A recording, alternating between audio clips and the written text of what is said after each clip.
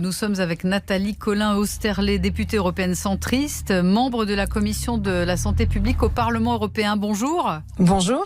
Est-ce qu'on sera sûr, grâce au QR code, cet été, d'être exempté de quarantaine ou d'un nouveau test ? Alors d'abord, je voudrais juste revenir sur ce pass sanitaire qui n'est justement pas un pass vaccinal. Et lorsqu'on parlait tout à l'heure, lorsque la journaliste, votre journaliste parlait des tests PCR de 72 ou 24 heures, non, c'est-à-dire qu'on aura la possibilité de présenter soit un test PCR de moins de 72 heures, soit même un test antigénique de moins de 24 heures. Donc c'est deux possibilités avec une volonté d'avoir les tests les moins coûteux possibles, les plus abordables. Donc il faut quand même signaler que la Commission européenne débloque 100 millions d'euros pour aider les États membres à mettre en place des tests peu coûteux, évidemment pour les usagers. Non, mais j'en reviens à ma question. Oui, bien sûr. On est sûr d'être exempté de quarantaine. Alors écoutez, ce certificat Covid est fait justement, est mis en place pour harmoniser les différentes mesures d'entrée dans les différents États membres et pour donc harmoniser les différentes restrictions, si je puis dire. Donc, bien sûr que s'il y a une situation sanitaire exceptionnelle avec un nouveau variant et une situation épidémique qui flambe, l'État membre sera en capacité de prendre d'autres mesures. Mais en temps normal, entre guillemets, ce certificat doit permettre de se rendre dans tous les États membres sans restriction particulière ni supplémentaire. Et il y aura un QR code unique pour tous les pays ?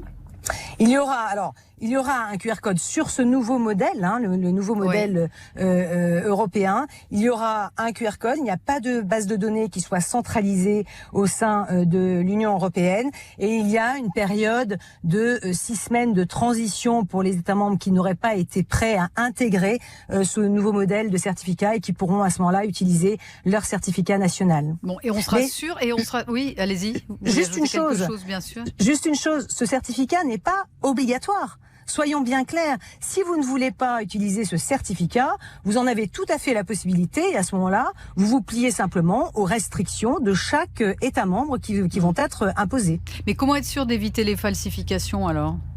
Écoutez, là, tous les États membres font vraiment le maximum pour consolider vraiment tout cela.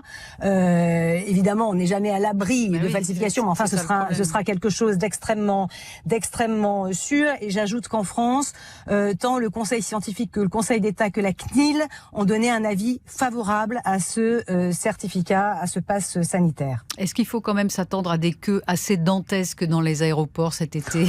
Non, écoutez, pas plus que lorsque vous présentez votre billet d'avion. Ça a été mon cas l'autre jour. J'ai présenté mon billet d'avion et en même temps mon QR code du test que je venais de réaliser. Donc pas plus d'attente qu'il n'y a d'ordinaire. Bon, tout va bien se passer, tout sera prêt pour le 1er juillet. On est très optimiste. En tout cas, moi, je suis très favorable à ce certificat parce que, comme le disait Pascal Praud tout à l'heure, qui a l'air d'être vraiment notre meilleur ambassadeur, il faut absolument recouvrer nos libertés. C'est un moyen pour nous de cesser avec toutes ces restrictions et ce régime assez liberticide quand même que nous connaissons depuis plus d'1 an maintenant. Merci beaucoup. Merci Nathalie Colin-Osterlé d'avoir été l'invitée de ce journal.